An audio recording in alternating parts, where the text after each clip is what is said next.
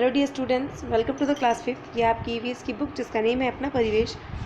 इसका chapter number 7 जिसका name है मैग्निफिसेंस ऑफ ट्रीज़ स्टार्ट कर चुके थे हम, जिसमें आपको मैंने चिपको आंदोलन के बारे में बताया था, यानी चिपको मूवमेंट। और गौरी ने अपनी मम्मी से पूछा था कि हम लोग ट्रीज़ की पूजा क्यों करते हैं, why we worship the trees.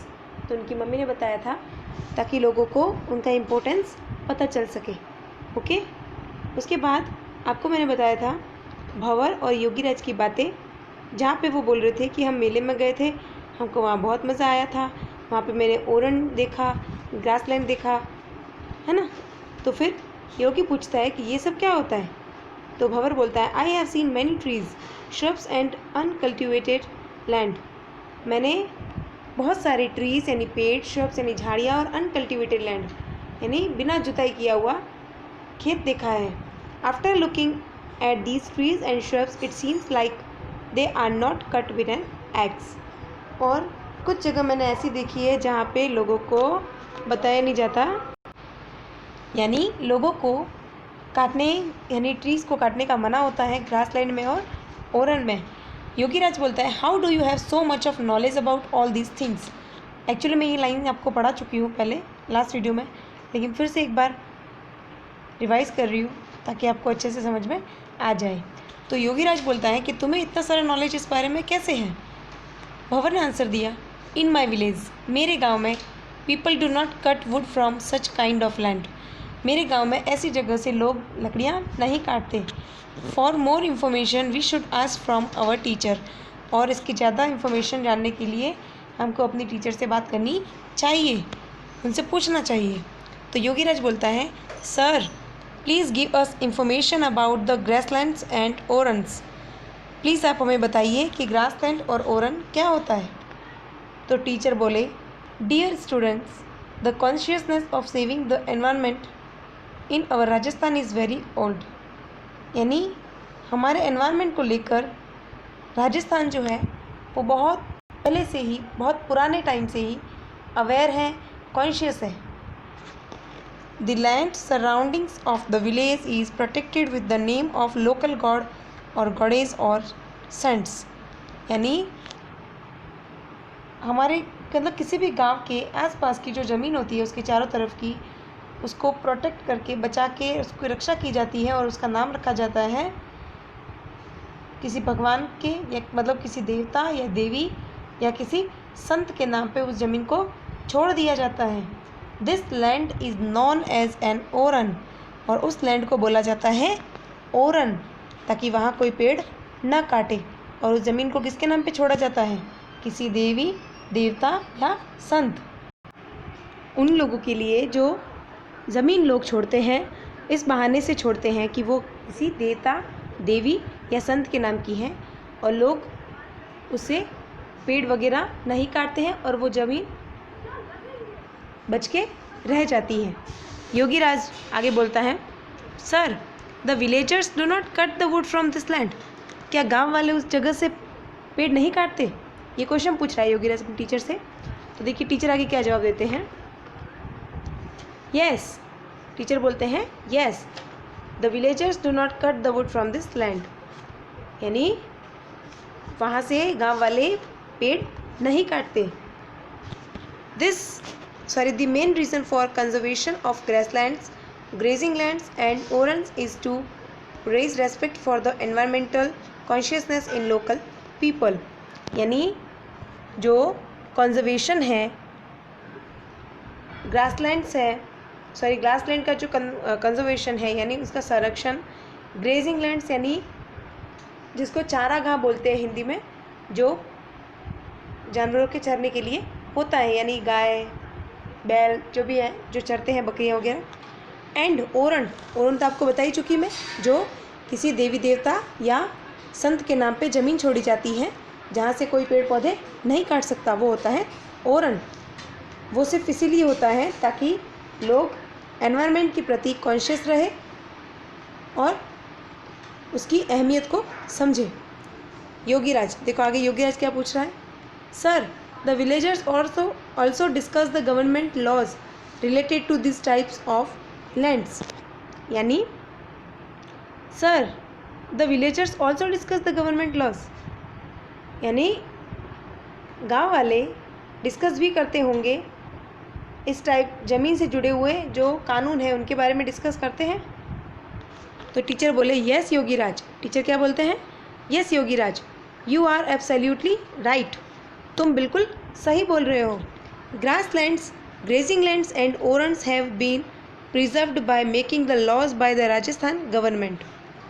यानी योगीराज ने पूछा क्या गवर्नमेंट से भी इसके बारे में डिस्कस होता है, ओरन जो है ओरन के बारे में, ग्रेजिंग लैंड के बारे में या ग्रास लैंड के बारे में? तो सर बोलते हैं yes Yogiraj, you are absolutely right, यानी तुम बिल्कुल सही बोल रहे हो। Grass lands, grazing lands and orans have been preserved by, preserved यानी संरक्षित, बाय द राजस्थान गवर्नमेंट, यानी ये सारी जगह हैं जो ग्रास लैंड, ग्रेजिंग लैंड्स और ओरन्स, वो किसके द्वारा प्रिजर्व की गई है? राजस्थान की government. Due to the respect of local people towards environmental awareness and the need for conservation of environment, इसकी रेस्पेक्ट के लिए और लोगों का एनवायरमेंट के प्रति जो अवेयरनेस है वो बढ़ाने के लिए और एनवायरमेंट को बचाने के लिए गवर्नमेंट भी इस लॉ को मानती है, यानी गवर्नमेंट भी छूट देती है कि हम ओरन जैसी ज़मीन रखें, ग्रास लैंड रखें, ग्रेजिंग लैंड्स रखें, ताकि इस बहाने जो ज़मीन है वो बची रहे कटने से और वहाँ पे आराम से पेड़ पौधे उग सके। ओके, आगे है योगीराज क्या पूछता है, देखिए। Sir, there is conservation of grass lands, grazing lands and orans is rural areas to the laws made by the government and the concern of the local people towards environment। वो कहता है कि क्या कोई संरक्षण है ग्रास लैंड का, grazing lands का और ओरन्स का जो गाँवों के एरिया से लॉ बना के, यानी कि जो पीपल है, लोग हैं, उनकी एनवायरनमेंट के प्रति जो चिंता है, जो टेंशन है, उसको देखते हुए, जो फ़िक्र है उसको देखते हुए गवर्नमेंट ने कई सारे नियम बनाए हैं जिसमें ओरन, चारागाह भूमि यानी ग्रेजिंग लैंड, ग्रास लैंड, ये सब भी शामिल किए गए हैं। Due to the laws in the same way, और ठीक इसी तरह से forest in different regions are conserved through various customs and tradition in Rajasthan. और इसी तरह से राजस्थान में जंगलों को, फॉरेस्ट को कंजर्व किया गया है परंपराओं और रीति रिवाजों के नाम से, है ना। फिर है think and answer the following questions. सोचिए और जो क्वेश्चन आपसे पूछे जा रहे हैं उनके आंसर दीजिए। What is the land conserved in this way in your surroundings known as.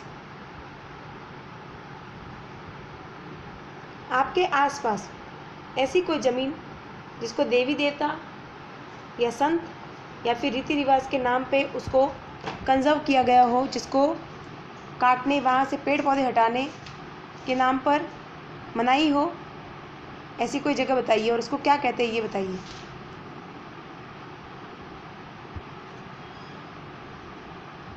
तो इसका आंसर है ओरन भूमि।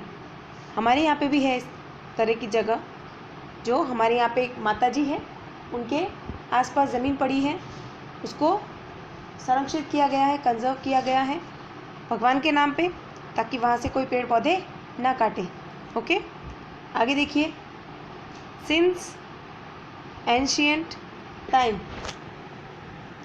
पुराने ज़माने से what type of public awareness was there in the village to save the trees from being cut.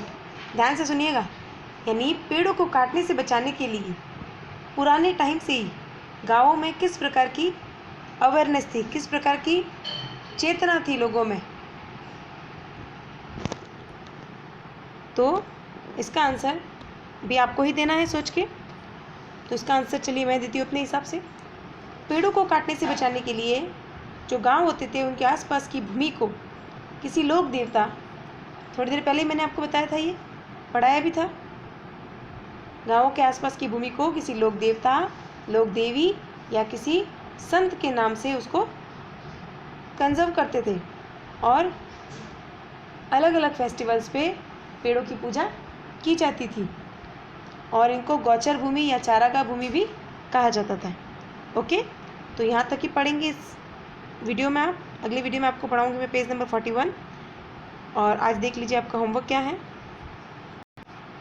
Last video में आपको मैंने question number 1 and question number 2 homework दिया था। आज आपका होमवर्क है क्वेश्चन नंबर 3। तो चलिए यहाँ से देखिए, right about the Chipko movement, यानी चिपको मूवमेंट के बारे में लिखो। तो आंसर है, यहाँ से पढ़िएगा, इन गढ़वाल रीजन ऑफ उत्तर प्रदेश, यानी उत्तर प्रदेश के गढ़वाल क्षेत्र में, when the contractor started cutting trees for their business, people opposed it, they climb to trees to save trees. This is called the Chipko movement. Sunderlal Bahuguna led this movement, यानी कि उत्तर प्रदेश नाम तो सुना ही होगा, गढ़वाल क्षेत्र में ठेकेदारों ने अपने बिजनेस के लिए पेड़ों को काटना शुरू किया, तो लोगों ने उसका विरोध किया, लोग उसके अगेंस्ट खड़े हो गए। वे लोग पेड़ों को बचाने के लिए पेड़ों से चिपक गए। इसे चिपको आंदोलन कहा गया, क्योंकि चिपकना और चिपको। ओके। और सुंदरलाल बहुगुणा ने इस आंदोलन का नेतृत्व किया था, यानी वो लीडर बने थे इसके। ओके। तो क्वेश्चन 1 एंड 2 आपका लास्ट वर्क था और आज का वर्क है question number 3। Thank you so much.